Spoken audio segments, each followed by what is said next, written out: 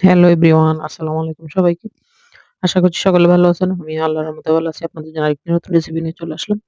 আজকে এখানে আমি খেজুর রস নিয়ে নিয়েছি। রসগুলোকে আগে আমি ফুটিয়ে একটু কমিয়ে নিয়েছি। এ পর্যায়ে আমি এখানে ২৫০ গ্রামের মতো চাউল দিয়ে দিব। পোলাওয়ের চালটা দিয়ে দিব আমি। এখানে এলাচ, দারচিনি এবং তেজপাতা দিয়ে দিলাম। আসলে শীতকালে এই রসটা পাওয়া যায়। আমাদের এদিকে তো পাওয়া যায় না। অনেক দূর থেকে নিয়ে আসতে হয়। এখন দেখেন এখানে পোলাওয়ের চাল নিয়ে নিয়েছি আমি ২৫০ গ্রামের মতো। এখন আমি এগুলো দিয়ে দিব। এই চাউলগুলো একবারে সিদ্ধ হয়ে যখন নরম হয়ে যাবে, একটু পানি, পানি থাকবে, রসটা একটু থাকবে, তখনই আমি কিন্তু নামিয়ে নিব। এখন আমি ১০-১৫ মিনিটের জন্য এই পোলাও চালটা ফুটতে দিয়ে দিব।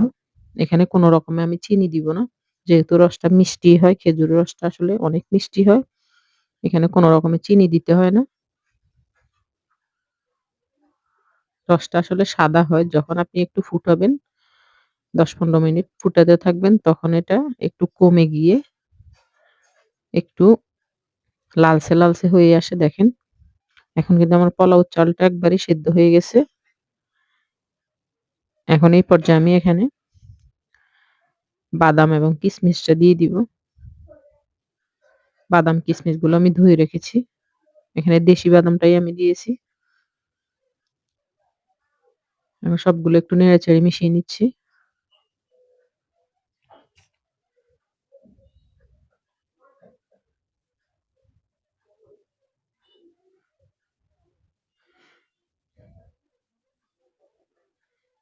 এখন এখানে আমি ছোট এক বাটি নারকেল দিয়ে দিব, নারকেল কোড়া।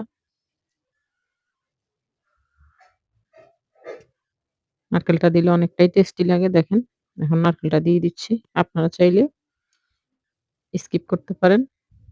তবে আমরা নারকেল কোড়া দিয়ে এভাবে রসের পায়েসটা রান্না করি। এখন একটু নেড়েচেড়ে আমি সবগুলো মিশিয়ে নিচ্ছি। নারকেলটা তো কাঁচাও খাওয়া যায়। তারপর আমি একটু ফুটিয়ে নিচ্ছি।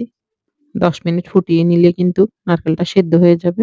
নারকেলটা সেদ্ধ হতে আসলে সময় লাগে না। এই যে দেখেন এখন কিন্তু আমার রান্নাটা হয়ে এসেছে।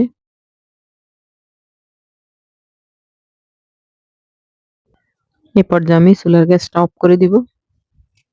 এখন পরিবেশনের জন্য একটা বাটিতে নিয়ে নিব। ভিডিওটি ভালো লাগলে অবশ্যই লাইক, কমেন্ট, শেয়ার করবেন এবং আমার চ্যানেলটিকে সাবস্ক্রাইব করে দিবেন।